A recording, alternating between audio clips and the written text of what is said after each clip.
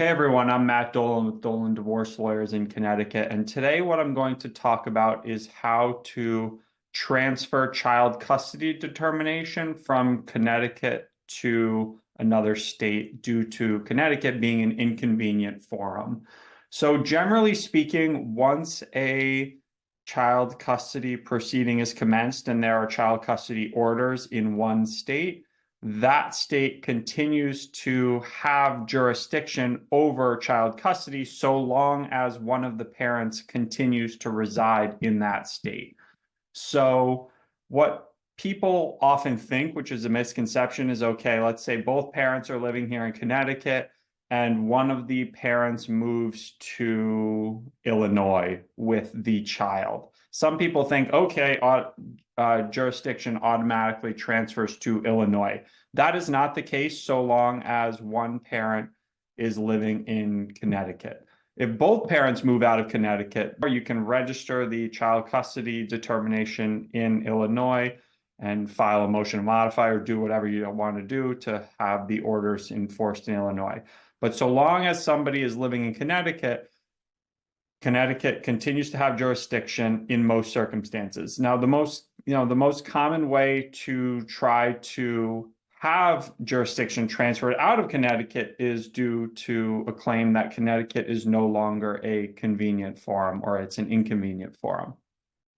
So, that's generally only done, obviously, if the child has moved with with one of the parents to another state. The parent who's in that other state may want to be transferring jurisdiction to that other state. So I'm going to share my screen and show you the relevant statute.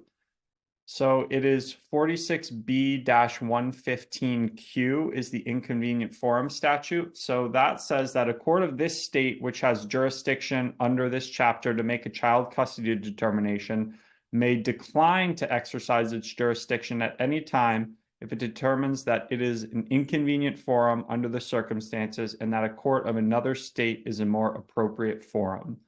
The issue of inconvenient forum may be raised upon a motion of a party, the guardian ad litem for the child, or the attorney for the child, the court's own motion or request of another court. So basically, the guardian ad litem can ask that it be transferred to the other state, or that Connecticut decline jurisdiction in favor of another state, or one of the parties can, or the court can just decide on its own that it feels that Connecticut is not in a convenient forum and move it, decline jurisdiction in favor of another state. Now, the court will consider a number of factors in determining whether Connecticut is an inconvenient forum. So that is subsection B here, which says that in determining whether a court of this state is an inconvenient forum and that it is more appropriate for a court of another state to exercise jurisdiction, the court shall allow the parties to submit information and consider all relevant factors, including whether family violence has occurred and is likely to continue in the future and which state could best protect the parties and the child, the length of time the child has resided outside of this state. So obviously, the longer the child has lived in the other state, the more likely that that other state is going to be the convenient forum to make child custody determinations. The distance between the court in this state and the court in the state that would assume jurisdiction, the relevant financial circumstances of the parties. So let's say the person who moved to another state has a ton of money and the person who's here in Connecticut has no money, then, the court may consider that and say, it's unfair to move it to the other state because the person who's in this state doesn't have the financial resources to deal with a custody case that's in another state. They can consider any agreement of the parties as to which state should assume jurisdiction. So obviously, if the parties agree that, Indiana is going to be the appropriate, if they agree that that is the more convenient forum and they want Connecticut to decline jurisdiction, the courts will take that into consideration, deciding whether or not to decline to exercise jurisdiction.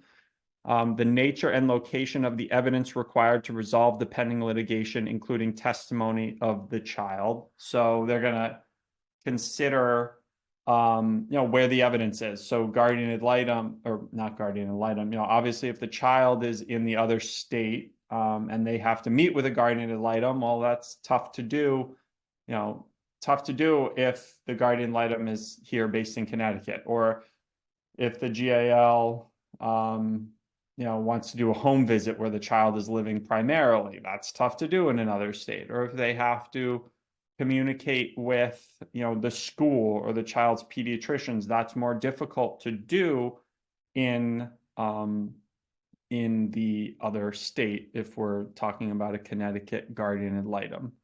And obviously it's more difficult to have those professionals testify in court here in Connecticut. If all those professionals are located in the other state, it's hard for them to testify here. The ability of the court of each state to decide the issues expeditiously and the procedures necessary to present the evidence.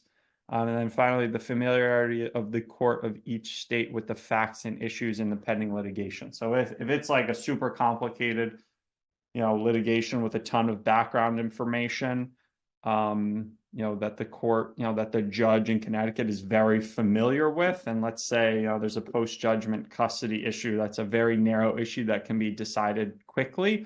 They're probably, that's probably more of a reason for it to stay here in Connecticut so that the court in the other state doesn't have to start from square one in figuring out, what should happen with regard to custody. Subsection C. So those are the factors that, the court kind of considers in determining which state is a more convenient forum. And then subsection C states that if a court of this state determines that it is an inconvenient forum and that a court of another state is a more appropriate forum, it shall stay the proceedings upon condition that a child custody proceeding be promptly commenced in another designated state and may impose any other condition the court considers just and proper. So basically, if Connecticut determines that another state is the more convenient forum, they'll put the proceedings on hold until one of the parties files the appropriate motion in that other state to get the custody proceeding going, in that other state. So that's the statute that, kind of governs the inconvenient forum situation and the court declining to exercise jurisdiction. So now I'm going to show you a sample motion if you are seeking to have Connecticut decline jurisdiction. So the caption is just, plaintiff or defendant, obviously depends on who's filing the motion. Motion for court to decline child custody jurisdiction due to inconvenient forum, and then pendente lite or post-judgment. So, generally speaking, this is going to be post-judgment. It's, pendente lite is more just, it wouldn't be pendente lite, it's post-judgment. So the motion itself would say, pursuant to Connecticut General Statute, section 46B-115Q, which is the statute I just showed you, the plaintiff in the above captioned matter hereby moves the court to decline to exercise jurisdiction over custody of the minor children, and then obviously insert the names and dates of birth of the children.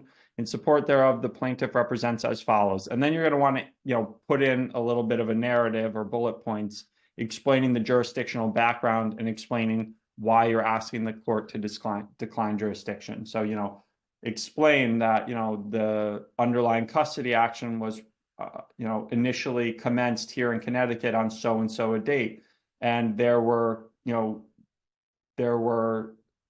child custody orders that entered on whatever date that, the custody orders entered on. So give that background of the history and then explain why you're seeking to change. So presumably since that time, since then, the child and plaintiff have relocated to Michigan and or Illinois or whatever state it is, and put the date that they moved, and include details about all the pediatricians are in that other state, or obviously the school is in that other state. So all of the evidence. So you put a narrative and look at those factors that were in subsection B of the statute in determining what you want the court to see and consider in making its determination as to whether or not to decline to exercise jurisdiction. So you put your explanation and then just say, that based on that, We're asking that the court decline to exercise jurisdiction over the child or children. Obviously, this should be child if it's one kid and children if it's multiple, with a determination that so-and-so state, so you're going to want to put the state that you want it to go to, is a more appropriate forum to determine custody of the child or children. And then you're going to ask the court to also stay the current child custody proceedings. Stay basically means put on pause. So stay the current child custody proceedings until one of the parties commences a proceeding in, and then put that new state, and then any further order that the court deems fair and equitable.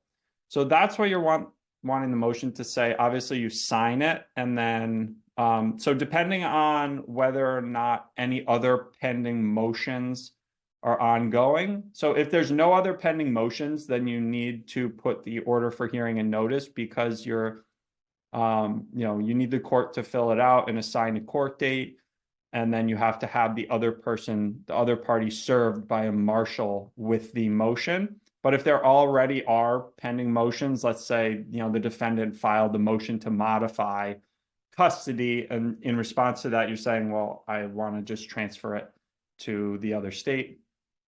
So if there's already pending motions, you just need to do this certificate of service. You don't have to actually serve the other person with a marshal. So those are the basics of the statute and a sample motion on what you would want to file with the court. So as usual, if you have any other questions, please don't hesitate to contact our office. And if you are looking for representation in a family law case, we would also invite you to contact our office.